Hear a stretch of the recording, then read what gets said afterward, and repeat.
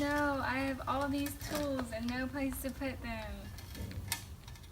Oh my gosh, I have all these tools and no place to put them.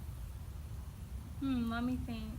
What are we gonna do? We got no place to put the tools. We got no place to put. We're gonna show you what she's been working on, because if you can see right here, we've got a big pile of tools just laying there. So let's go see what she's been working on.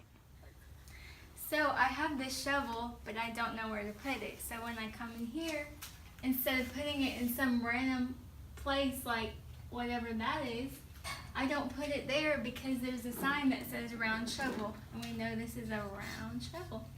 And it has it in Spanish from Google Translate. So you put it right there where it goes. Now we know where the shovels are when we need it. So what's that below the words there? There's What a also do you picture- have? There's a picture of this exact one. Okay. Oh, of the exact kind. So what we've got here is these are all of our hand tools that we use, the ones that aren't on the trucks. And Ashley's actually going around. You see the shovel there. We've got one that says narrow rake here. There's for our large rake, post hole diggers, sledgehammers, our leaf rakes. So that's just one way here we are organizing everything.